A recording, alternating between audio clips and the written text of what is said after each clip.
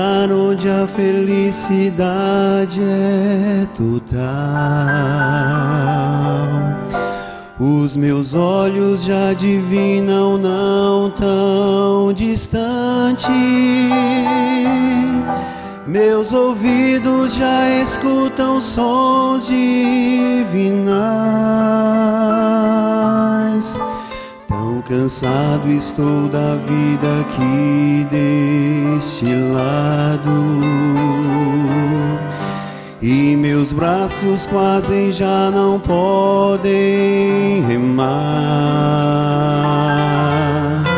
Calejados e feridos por tantos dias, querem bálsamo naquele porto encontrar. Além do rio existe um lugar pra mim. Além do rio existe paz. Além do rio a vida não terá mais fim. Com meu Jesus irei morar.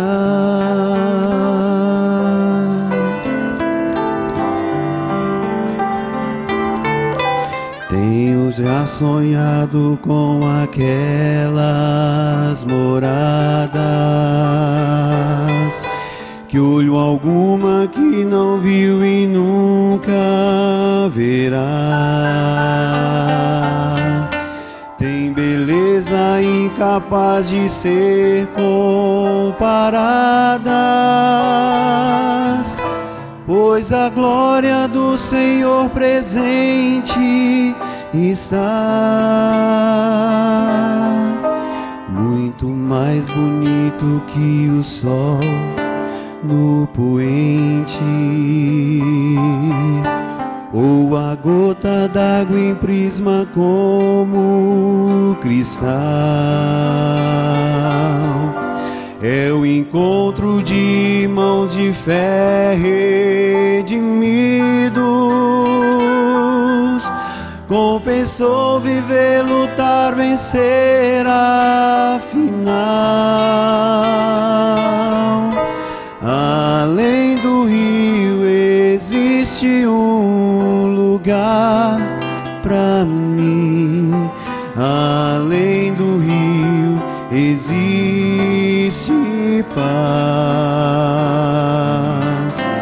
Além do rio a vida não terá mais fim.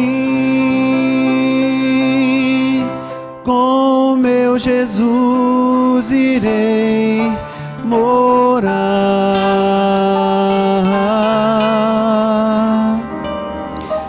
Com meu Jesus irei morar.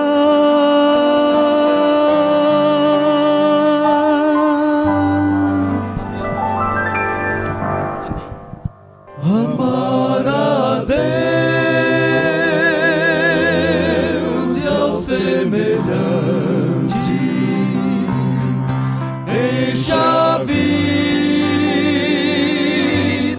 de prazer. Amar a Deus e ao semelhante é a essência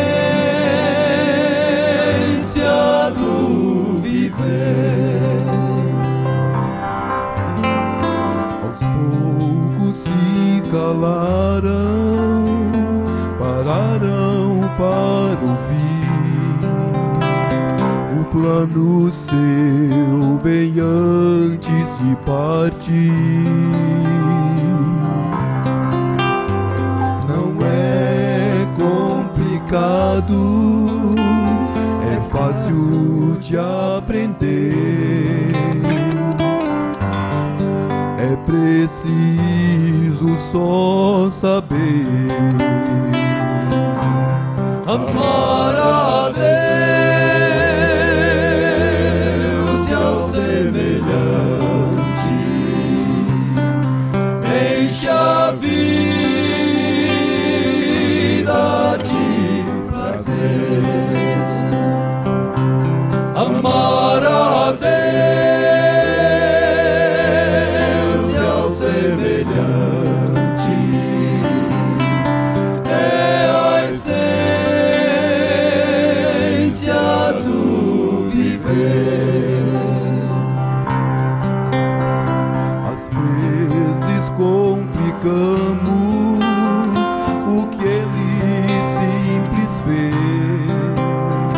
gastamos tanto tempo sem amar. Mas quando paro e penso no que Ele ensinou, posso ouvir Jesus dizer: amar a Deus é o semelhante, enche a vida de prazer. Amar a Deus é o semelhante, é a essência do viver. Amar a Deus é o semelhante, enche a vida de prazer. Amar a Deus é o semelhante, é a essência do viver. É a essência do viver. Foi assim que Ele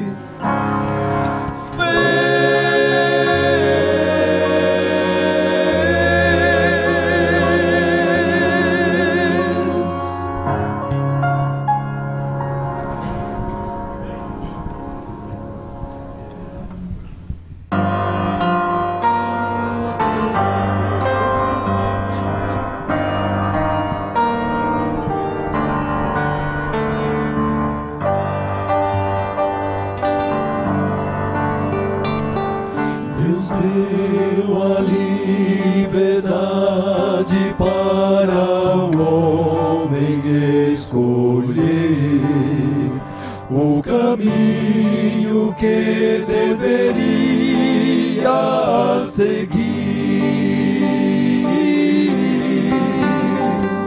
E lá no Éden foi separado do amor do Pai, pois a Deus ele não obedeceu.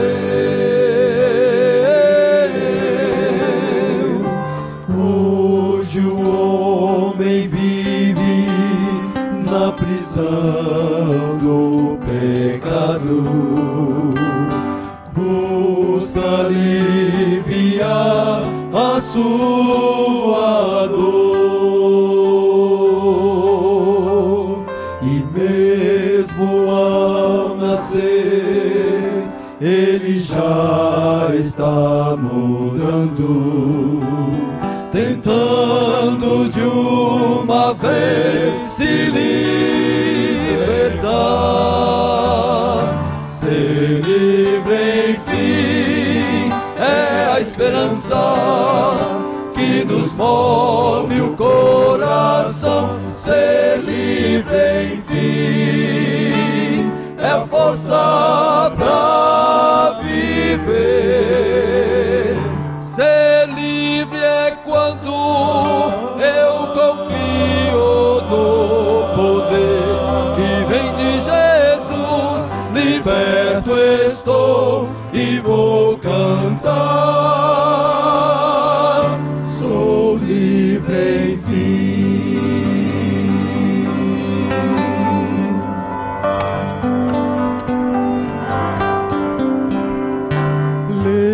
Liberdade é o clamor de cada criatura. E seu grito foi ouvido lá do céu. Lá do céu as correntes se quebraram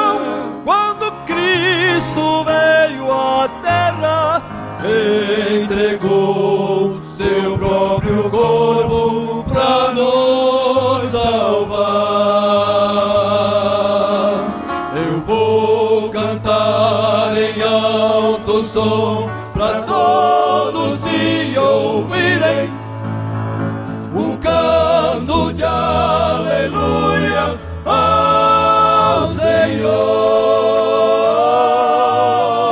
O mal que me oprimia para sempre foi vencido, liberto agora estou, sou livre enfim.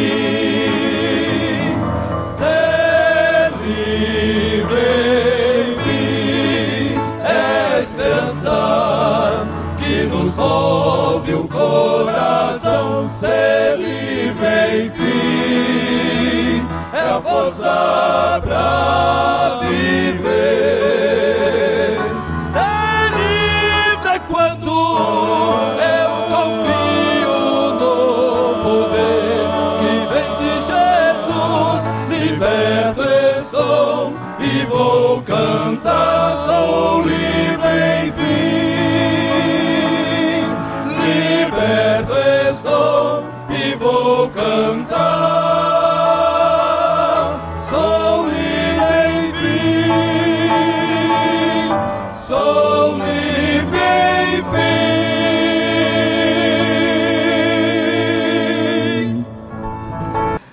Evangelho de Lucas, capítulo 8, a partir do versículo 22.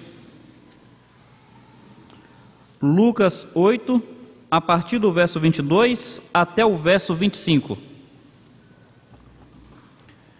8 de 22 a 25 diz assim: Aconteceu que, num daqueles dias, entrando ele num barco em companhia dos seus discípulos, disse-lhes: Passemos para outra margem do lago. E partiram. Enquanto navegavam, ele adormeceu. Sobreveio uma tempestade de vento no lago, correndo eles o perigo de sossobrar. Chegando-se a ele, despertaram-no dizendo: Mestre, mestre, estamos perecendo. Despertando-se Jesus, repreendeu o vento e a fúria da água. Tudo cessou e veio a bonança. Então lhes disse: Onde está a vossa fé? Eles, possuídos de temor e admiração, diziam uns aos outros: Quem é este que até aos ventos e às ondas repreendem e lhe obedecem? Vamos falar com Deus. Pai, nós agradecemos ao Senhor pelo culto que está sendo prestado a Ti, Pai. Pedimos a Tua misericórdia, Tua graça. Pedimos para que o Senhor se agrade em nos falar poderosamente a partir da Tua palavra. Deus, eu quero pedir pelas nossas irmãs que estão retornando à conquista, que o Senhor traga as nossas irmãs em paz, amparadas na Tua presença e na Tua proteção. Pedimos a Ti, ó Deus, opera a salvação de vidas nessa noite. É em nome de Cristo que nós rogamos. Amém, Senhor. Todos podem assentar-se? Meus queridos, eu fico fascinado com relatos bíblicos que manifestam de uma maneira mais direta o poder de Jesus. Eu fico fascinado porque Jesus Cristo é tremendo. Jesus Cristo é tremendo. Jesus Cristo, ele se manifesta de maneira poderosa. E o poder de Cristo não é uma maneira de narcisismo. Ele não manifesta o seu poder para se amostrar, para se exibir. Não, o poder de Cristo é uma manifestação de empatia. Ele manifesta o seu poder em prol do homem necessitado. Eu fico fascinado com isso. Jesus Cristo aqui está manifestando o poder. E esse poder vai mostrar que realmente Ele é supremo. Só que Ele não o faz para se exibir. Ele manifesta seu poder para socorrer o homem necessitado. Meu querido, eu quero lhe dizer que Jesus Cristo é poderoso. Jesus Cristo se agrada em manifestar o seu poder em prol daqueles que reconhecem a sua necessidade. Que o poder de Cristo se manifeste em prol da sua vida nessa noite. O que é que eu gostaria então de nós entendermos? Nesse capítulo de Lucas 8, Cristo manifesta o seu poder 4 vezes consecutivas. Se você der uma olhada rápida, você perceberá que é 4 vezes consecutivas. Primeira, acalmando a tempestade.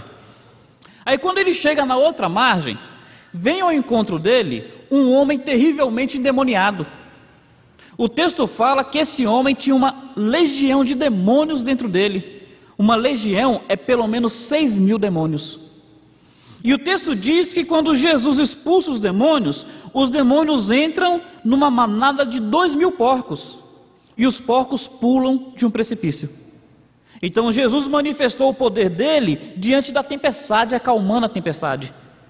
Jesus manifesta o poder dele diante dos demônios, fazendo com que os demônios deixem aquele homem escravizado. E aí Jesus volta de novo no barco. E assim que Jesus desce do barco, o texto fala que imediatamente vem a ele um pai de uma menina de 12 anos. O nome do pai é Jairo. E esse pai diz que é para Jesus socorrê-lo, porque a sua menina está terrivelmente enferma.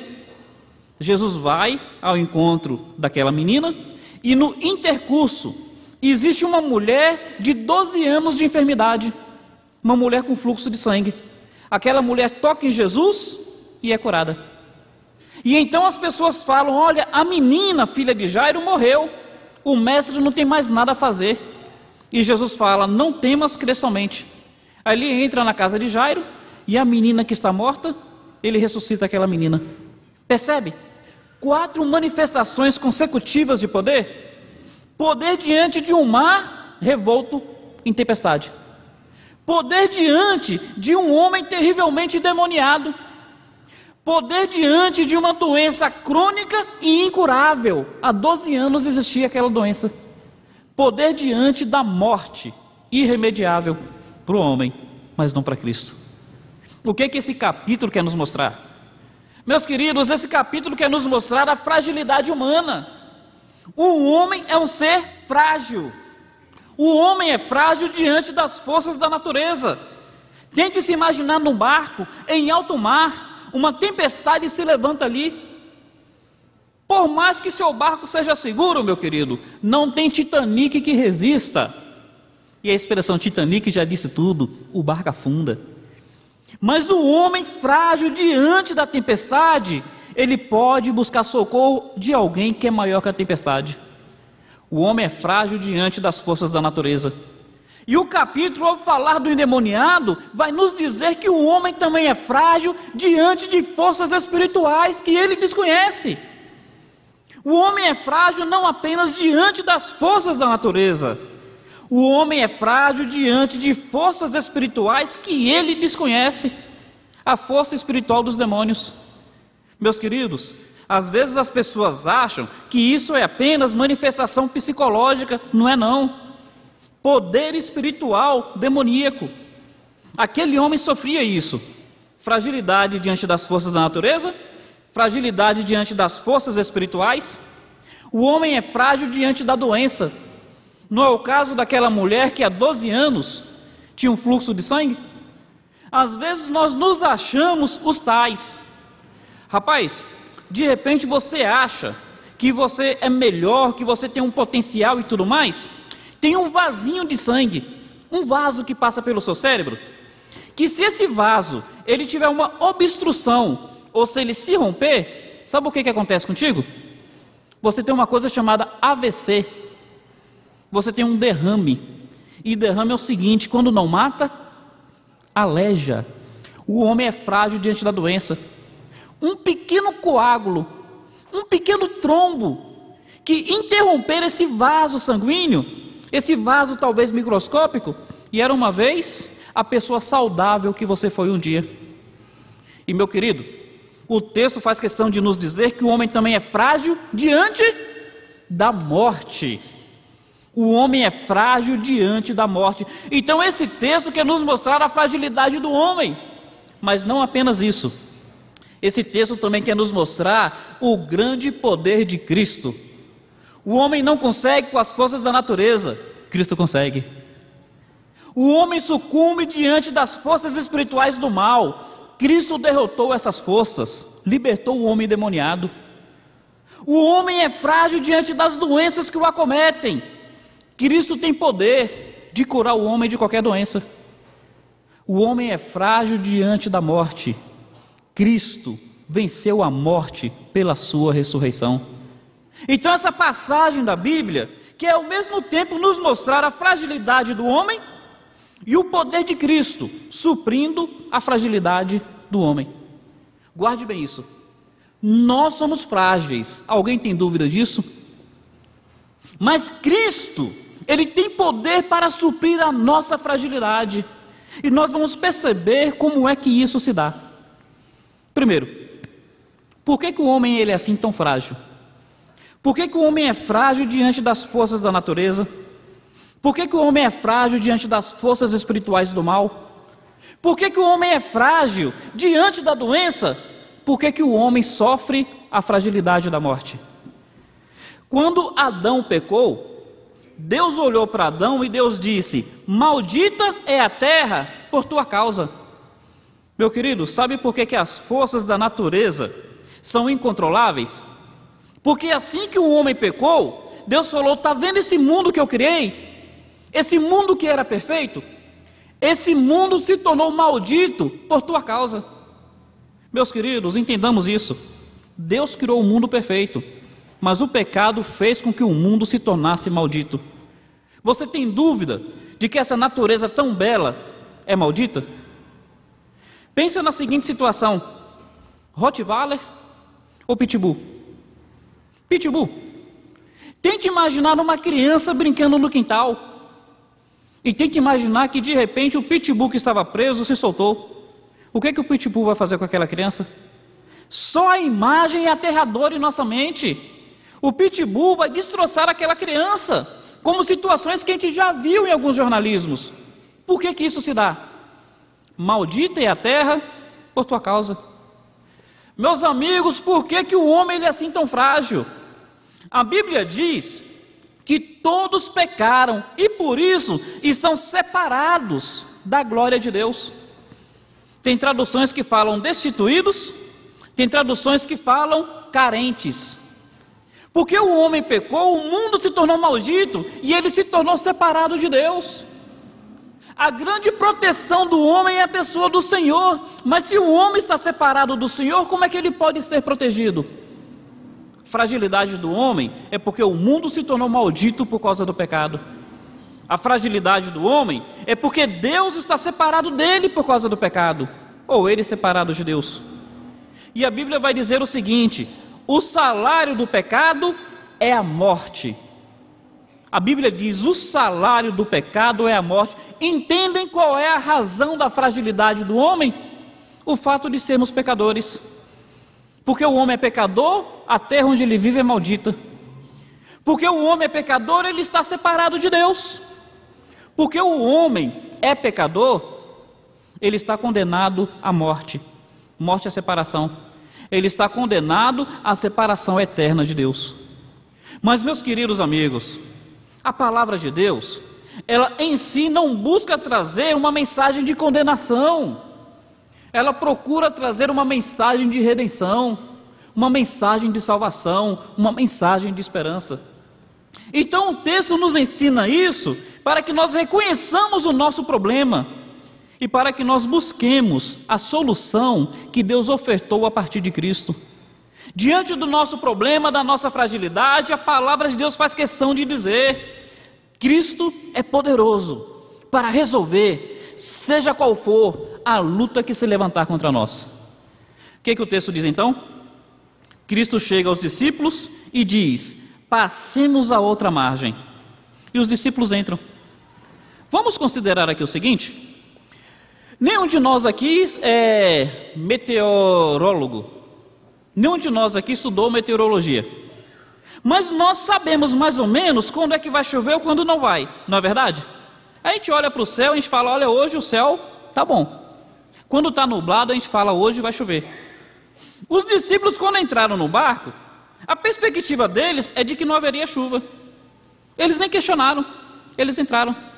Porque na vida tem certas coisas que a gente consegue prever, tem outras que estão fora do nosso campo de visão.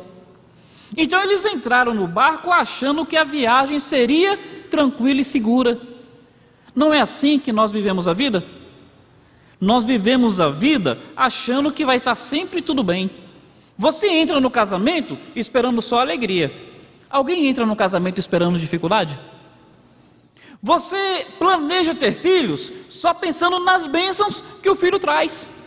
Alguém aqui planejou ter filhos imaginando as dores de cabeça que viriam no pacote? Não, porque assim como os discípulos entraram no barco sem esperar nada de mal, nós vivemos a vida achando que tudo vai ser às mil maravilhas. Mas, meus queridos amigos, esse texto quer nos dizer que a adversidade, ela não manda, ela não agenda, ela não fala assim, olha, tal dia eu vou chegar na sua porta. A adversidade surge do nada. E então aqueles discípulos que começaram uma viagem achando que tudo seria tranquilo, de repente eles se veem acometidos por uma adversidade. O vento começa a fazer com que aquelas águas se movimentem. E as águas se movimentando, o barco se movimenta junto. Vai para um lado, vai para o outro, o barco sobe, o barco desce. O fato é que naquele barco deveria haver cerca de 13 homens, porque eram 12 discípulos, com Jesus Cristo 13. E daqueles 13 homens, pelo menos 3, o texto fala que eram pescadores experientes. Não o texto, mas a Bíblia, porque 3 eram pescadores, Pedro, Tiago e João. Então aqueles homens, aparentemente experientes com a lida do mar, eles percebem que não conseguem lidar com o problema sozinho. Porque a verdade é essa: tem adversidades que nós humanamente damos conta. Tem adversidades que não tem homem experiente, não tem pessoas capacitadas, não tem intelectual que consiga resolver. E a grande questão é essa: como lidar com aquelas adversidades que são insolúveis para os homens? Sabe qual é a maior adversidade insolúvel para o homem? A adversidade espiritual. O fato de que nós somos pecadores, o fato de que nós estamos separados de Deus, o fato de que nós estamos condenados à morte. Como é que nós podemos lidar com isso? Seja qual for a adversidade, você tem a quem recorrer. Queria pensar um pouquinho nisso daqui. Para você que já professa Cristo, sabe 2 mistérios que esse texto nos traz? 2 mistérios. O primeiro: como é que Cristo está dentro do meu barco e mesmo assim meu barco está sendo acometido por tempestade, perto de naufragar? Porque na cabeça da gente, nós imaginamos que o fato de Cristo estar conosco, nós temos então um salvo-conduto pela vida. Não é assim que nós pensamos? Se Cristo está comigo, então eu não posso perder meu emprego. Se Cristo está comigo, então eu não posso ter um diagnóstico de câncer. Se Cristo está comigo, então meu casamento não pode passar por crise.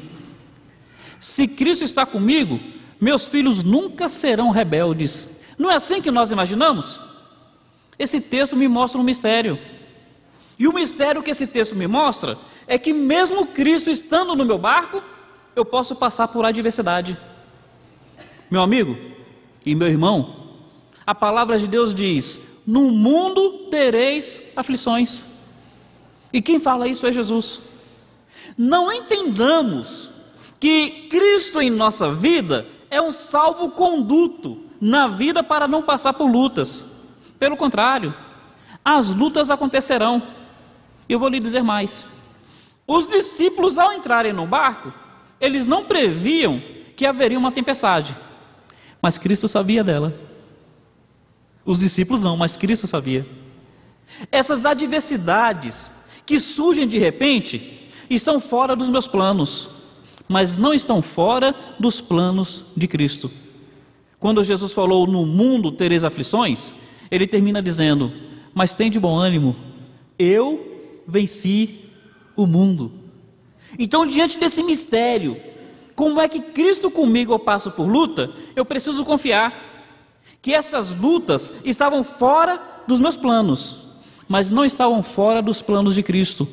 E Cristo me manda confiar nele, ter bom ânimo, porque ele venceu este mundo de aflições. Ele já tem a vitória preparada para essas lutas. E sabe um segundo mistério que eu percebo aqui nesse texto?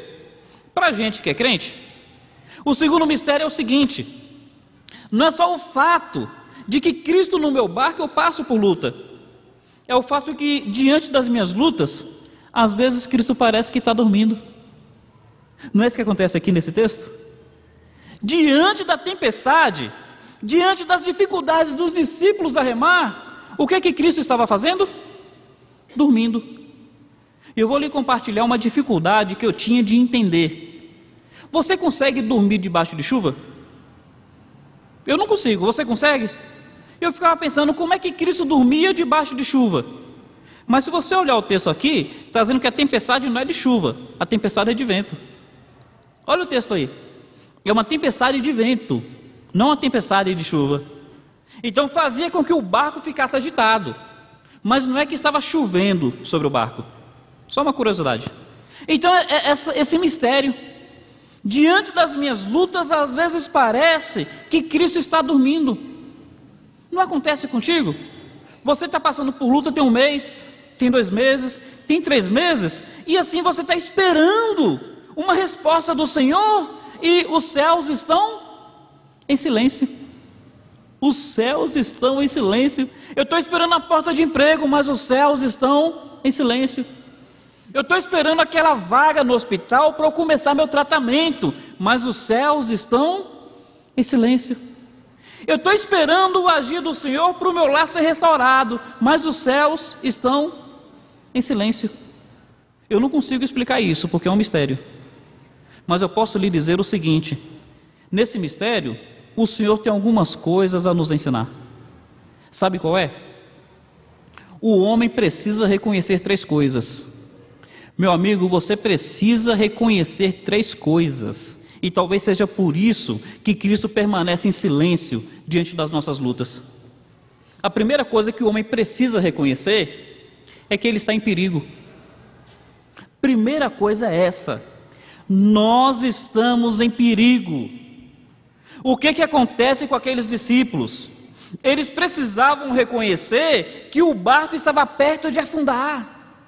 E se o barco afundasse, não tinha nadador que conseguiria sobreviver àquele naufrágio. Meu amigo, nós precisamos entender que nós sozinhos estamos em perigo. Todos pecaram, carecem, estão separados, estão destituídos da glória de Deus. Isso é um perigo eterno. A Bíblia ensina que se o homem morrer separado de Deus, ele está condenado a uma eternidade sem Deus. Cristo espera que o homem reconheça isso antes dele agir. Jesus, ele disse o seguinte, que ele não veio para os sãos, ele veio para os doentes. O que Jesus está ensinando com isso? Que ele veio para aqueles que reconhecem uma necessidade da atuação dele. Ele veio para aqueles que reconhecem que tem um problema. E reconhecendo que tem um problema, eles precisam da solução que Deus oferece. Em primeiro lugar é isso, meu querido. Nós, em nossa fragilidade, para desfrutarmos da poderosa intervenção de Cristo, nós precisamos nos reconhecer em perigo. Indo adiante, Jesus ele disse que maior alegria há nos céus por um pecador que se arrepende do que por 99 justos que não necessitam de arrependimento. Jesus não está dizendo que exista justos. Jesus está dizendo que enquanto a pessoa achar que é justa, enquanto a pessoa achar que não necessita de arrependimento, não tem como os céus se alegrarem com a vida dela. Mas quando o pecador, ele reconhece que está em perigo e ele se arrepende, aí sim os céus se alegram. Aí sim Cristo se manifesta. Aí sim há a poderosa intervenção de Cristo. Em primeiro lugar é isso. Precisamos nos reconhecer em perigo. Sabe qual é o perigo? Jesus disse o seguinte: louco, se esta noite pedirem a tua alma, o que tens preparado, para quem será? É um perigo diante da eternidade. Jesus disse o seguinte: o que adianta o homem ganhar o mundo inteiro, mas perder a sua alma? É o perigo da perdição eterna da sua alma. Jesus diz que o homem que morrer separado de Deus, ele está condenado ao inferno, e ele fala que o inferno é um lugar onde existe choro e ranger de dentes. Entende, meu querido? Em primeiro lugar, o homem precisa se reconhecer em perigo. Segundo lugar, o homem precisa se reconhecer incapaz. Não é só que você está em perigo, é que você está incapaz de dar solução para o seu problema. Quando aqueles discípulos chegam até Jesus e falam: Senhor, não se te dá que pereçamos. Quando eles falam: Senhor, socorre-nos, eles estão dizendo: Senhor, nós somos incapazes de resolver esse problema. Eu não sei como é que é você no seu trabalho, mas você, para buscar seu patrão, eu acho que você só busca seu patrão quando você não consegue dar jeito no problema. Não é assim? Fica imaginando uma enfermeira. A enfermeira está ali na enfermaria e está ali várias pessoas doentes. Aí, se é uma coisa simples, eu fico imaginando que a enfermeira, ela tenta dar uma solução ela mesma. Mas se a pessoa ali, de repente, aqueles aparelhos começam a apitar, se de repente aquela pessoa ali não sei, o coração está falhando, eu imagino que a enfermeira aí agora vai procurar um profissional um pouco mais capacitado para dar solução. Ela procura logo um médico de plantão. Então a pessoa só procura alguém superior a ela quando ela reconhece que não consegue dar jeito. Os discípulos, ao procurarem Jesus, eles estão se reconhecendo incapazes de resolver o seu problema. Eu quero que nós entendamos à luz da palavra de Deus. Nós, por nós mesmos, somos incapazes de resolver o problema do nosso pecado. Nós, por nós mesmos, somos incapazes de salvar a nossa alma. Nós, por nós mesmos, somos incapazes de restabelecer a nossa comunhão com Deus. Precisamos reconhecer isso para desfrutar a poderosa intervenção de Cristo. E se em primeiro lugar eu preciso reconhecer meu perigo, se em segundo lugar eu preciso reconhecer a minha incapacidade, em terceiro lugar eu preciso reconhecer que em Cristo tem solução para o meu problema. Quando os discípulos chegam até Jesus e falam: Senhor, não se te dá que pereçamos, os discípulos estão dizendo: olha, nós estamos em perigo, nós não podemos fazer nada por nós mesmos, mas tu podes. Jesus, o Senhor pode dar solução para esse problema. Jesus, o Senhor pode intervir poderosamente. O Senhor pode nos livrar desse naufrágio. Meu amigo, eu quero te convidar nessa noite a entender isso. Você precisa reconhecer que você está em perigo espiritual. Você é frágil como eu sou frágil.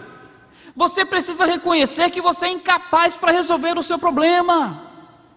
Você precisa reconhecer que Cristo é a solução de Deus para o pecado do homem. A palavra do Senhor diz que o castigo que nos traz a paz estava sobre ele, e pelas suas pisaduras nós fomos sarados. A palavra do Senhor diz que Jesus é o Cordeiro de Deus que tira o pecado do homem. A palavra do Senhor, Jesus diz assim: se não credes que eu sou, morrereis nos vossos pecados. Jesus fala: eu sou o caminho, a verdade e a vida, ninguém vem ao Pai senão por mim. Precisamos reconhecer, Jesus é a solução de Deus para o problema do homem. Em Jesus há perdão, em Jesus há salvação, em Jesus há transformação, em Jesus há comunhão com Deus. Jesus pode restaurar seu casamento, Jesus pode trazer alegria para a sua vida. Jesus, mais importante de tudo, pode trazer salvação à sua alma. Volte para Jesus. Sabe o que acontece quando a pessoa se volta para Jesus? Aquele Jesus que parecia dormindo se desperta. Aquele Jesus que parecia distante se torna presente, se torna próximo. A palavra do Senhor diz que todo aquele que invocar o nome do Senhor será salvo. A Bíblia diz: se com a tua boca confessares a Jesus como Senhor, em teu coração creres que Deus o ressuscitou dos mortos, verdadeiramente será salvo. Quando a pessoa clama a Jesus, Jesus intervém. Meu querido, os discípulos se voltaram para Jesus, e o texto fala que Jesus se levanta. Jesus se levanta em prol do seu povo. E aí o texto fala que Jesus repreende o vento, repreende as águas. Tente imaginar essa repreensão. Eu gosto de imaginar esse quadro. Eu sei que já citei esse quadro para a igreja há algum tempo atrás, mas eu queria que vocês pensassem. Como foi que Jesus repreendeu? Será que Jesus ficou esbravejando? Será que Jesus ficou gritando com os ventos, gritando com as águas? Será que Jesus ficou gesticulando? Eu imagino que Jesus, na sua profunda manifestação de poder, ele olhou para aquilo tudo e fez assim, ó. É o suficiente. Os ventos cessam, as águas se acalmam.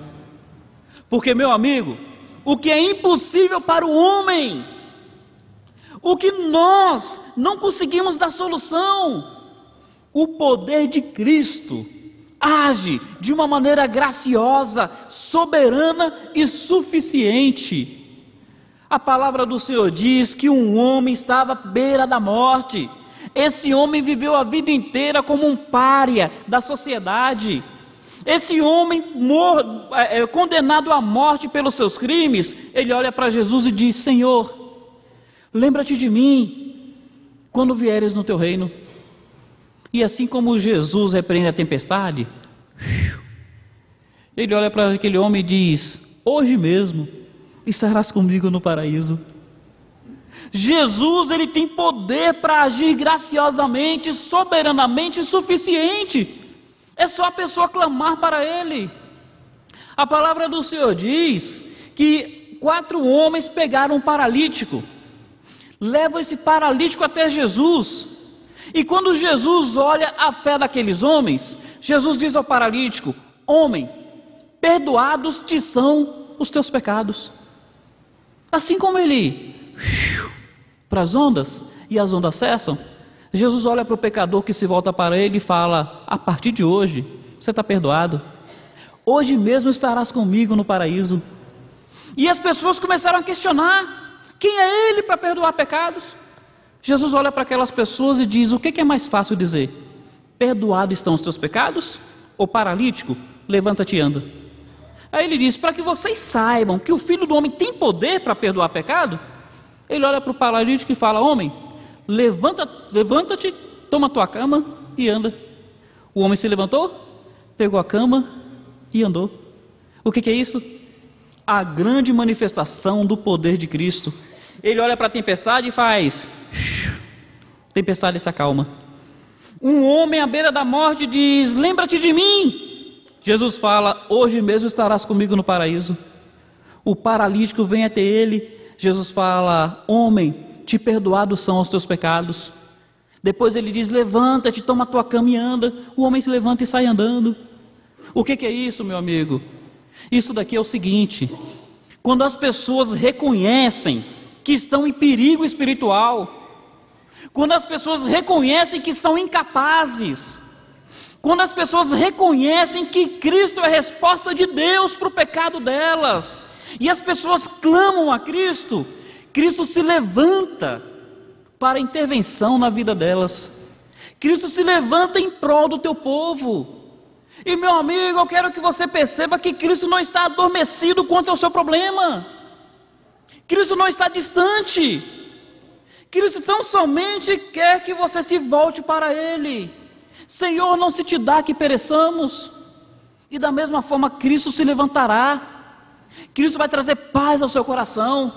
Clame por Ele, creia nele. Eu quero encerrar lhes dizendo o seguinte: Jesus olha para aqueles discípulos e pergunta: homens, como é que não tendes fé? Então Jesus repreende os seus discípulos pela falta de fé, não é isso? E eu gosto de entender o texto. E eu ficava pensando: será que Jesus está repreendendo os discípulos porque acordaram ele? Alguém aqui que já foi acordado? Você sabe que ninguém gosta de ser, né? Será que Jesus está reclamando porque ele acordou e estava de mau humor? Não, meu querido. Jesus está repreendendo a fé daqueles discípulos, não é porque acordaram ele, é porque demoraram de acordá-lo. Jesus está dizendo: olha, rapaz, vocês não precisavam ter se desgastado tanto remando, era só ter me chamado mais cedo. Vocês não precisavam ter passado pelas lutas que passaram, era só ter clamado por mim antes. Mas vocês demoram de confiar, hein? Vocês demoram de me buscar, hein? É, povo de pouca fé. Entenderam por que Jesus repreende? Meu querido, você pode clamar a Jesus hoje. Não demore na sua busca pelo Senhor. Não fique protelando, não fique retardando, não fique deixando para amanhã. Não faça igual aqueles discípulos que esperaram chegar a perto do naufrágio para então se voltar ao Senhor. Porque olha, aqueles discípulos demoraram, mas ainda deu tempo na vida deles. Quem sabe, na sua demora, você possa vir a não ter mais tempo de buscá-lo. Homens de pouca fé, como é que não credes? O que eu quero dizer então? Que nós precisamos nos voltar para Jesus o quanto antes. Nós precisamos clamar a Jesus pela intervenção dele em nossa vida, pela salvação que ele oferece pela sua morte e pela sua ressurreição, pelo perdão de Deus em nossos pecados. Não protele, meu querido. A palavra do Senhor diz que se hoje ouvirdes a voz do Espírito, não endureçais os vossos corações. Hoje é o tempo de Deus na sua vida. Volte para o Senhor, clame por Ele, reconheça o seu pecado, a sua fragilidade, reconheça que em Cristo há salvação para a sua vida e clame ao Senhor. Não se te dá que pereçamos? Que Cristo se levante em prol da sua vida, que Cristo opere salvação na sua alma e você possa dizer como aqueles discípulos disseram: quem é este que até o vento e o mar lhe obedecem? Quem é este que perdoa, que salva, que transforma, que dá a vida eterna? Quem é este? É Jesus Cristo, o Salvador do mundo. Que Deus nos abençoe. Quero convidá-los agora a curvarem suas cabeças. Eu gostaria de pedir-lhe para refletir no que você ouviu. Reflita, pense com Deus. Todo o capítulo está mostrando a fragilidade do homem diante das forças da natureza, diante das forças espirituais, diante da força da doença, diante da força da morte. Todo o capítulo mostra a fragilidade do homem, mas todo o capítulo também mostra o poder de Cristo. Cristo acalma a tempestade, Cristo expulsa demônios, Cristo cura doenças, Cristo ressuscita mortos, Cristo perdoa pecados, Cristo salva a alma, Cristo dá a vida eterna. Da mesma forma que nós somos frágeis, em Cristo há suprimento de Deus para a nossa fragilidade. Qual é a grande necessidade do homem então? Reconhecer-se em perigo, reconhecer-se incapaz, reconhecer que em Cristo há respostas de Deus para a sua vida e então clamar por Cristo. Senhor, não se te dá? Eu quero te convidar a clamar por Jesus para a salvação da sua alma nessa noite. Eu quero te convidar para vir a Cristo. Aceite Jesus como seu Salvador. E eu quero agradecer a Deus por aqueles que estiverem tomando a sua decisão ao lado do Senhor hoje. Há alguém entre nós? Levante uma de suas mãos, porque eu quero orar por você neste momento. Há alguém aqui que está aceitando Cristo como seu Salvador? Levante uma de suas mãos. É o seu momento com o Senhor agora. Pastor, eu agora estou aceitando Cristo como meu Salvador. Eu estou clamando pela salvação da minha alma. Há alguém entre nós? Levante uma de suas mãos. Eu quero orar por você. Quero agradecer a Deus pela sua vida. É um momento maravilhoso. É a sua liberdade com Deus. Alguém que porventura estava afastado e hoje quer se reconciliar. Hoje quer dizer para todos: olha, eu estou voltando para Jesus. É também a sua oportunidade. Há alguém entre nós? Levante uma de suas mãos. Nós queremos agradecer a Deus pela sua vida. Na galeria, aqui embaixo. Há alguém entre nós? Eu sei que eu sou repetitivo, mas eu preciso dizer isso. Não posso terminar o culto sem franquear essa oportunidade à sua vida. Não posso terminar o culto porque isso é muito importante. Meu querido, não deixe para amanhã. Alguém entre nós, levante uma de suas mãos. Convido toda a igreja a se colocar em pé. Nós vamos cantar o hino 89 do cantor cristão. O poder do sangue de Cristo. Do teu pecado te queres livrar? Seu sangue tem poder, sim tem poder. Almejas tudo, o maligno escapar, terás no seu sangue o poder. Enquanto nós cantamos, eu quero convidar as pessoas a realmente tomarem uma posição em relação a Cristo. Se você ficou inibido, mas você realmente quiser tomar essa decisão maravilhosa, enquanto nós cantamos, vem à frente, nós vamos cumprimentá-lo, anotar o seu nome para te fazer uma visita e orar por você. Se porventura houver alguém que já tomou essa decisão, mas quer torná-la pública neste momento, da mesma forma, vem à frente, para que possamos agradecer a Deus pela sua vida. E por fim, se há alguém que quer se reconciliar com o Senhor, a oportunidade também está franqueada a você.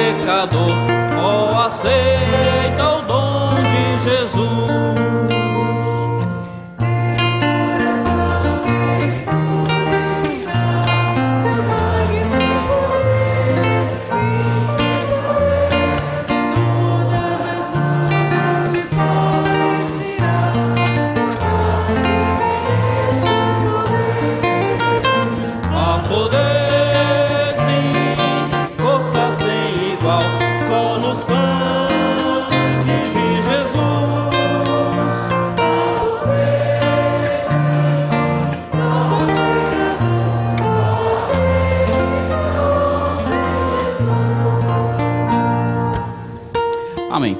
Meus queridos, essa decisão, como nós dissemos, é uma coisa muito pessoal, é muito íntima, é entre você e Deus. Mas eu gostaria de lhe dizer o seguinte: talvez você tenha estado inibido fazer pública a sua decisão. Nós estaremos à saída. É só falar conosco, com muita alegria poderemos entrar em contato com você durante a semana para te explicar um pouco mais acerca deste assunto tão importante. E algo mais a lhe dizer é o seguinte: a Bíblia diz que a fé vem pelo ouvir, e o ouvir a palavra de Deus. Talvez você tenha ficado interessado, mas ainda não entendeu muito bem. Continue participando dos nossos cultos.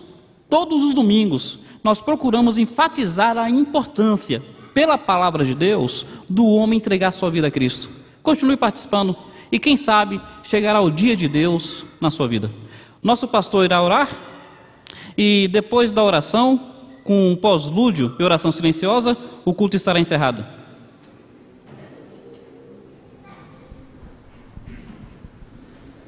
Nosso Deus, nosso Pai, agradecemos o Senhor, porque um dia Jesus Cristo entrou na nossa vida e o seu sangue precioso nos purificou de todo o pecado. Pai, a palavra foi exposta. E se alguma pessoa aqui foi tocada pelo Teu Espírito, mas por uma questão de inibição não se manifestou, meu Pai, oh meu Deus, que esse coração não tenha paz, enquanto não publicar a sua decisão ao lado de Jesus. Meu Deus, também se há algum pródigo aqui, afastado do redil, meu Deus, que essa noite reflita no que foi dito. Deixe que Cristo acalme a tempestade de suas vidas e voltem para o Cristo. Obrigado por tudo, meu Pai, leva-nos em paz, guarda as nossas alianças que estão voltando. Lá de Ilhéus, que o Senhor nos dê uma semana abençoada, trabalho de quarta-feira, enfim, Senhor, que estejamos sendo conduzidos em triunfo por nosso Senhor Jesus Cristo, debaixo das tuas mãos paternais, em nome dele e para a glória somente dele. Amém, Senhor.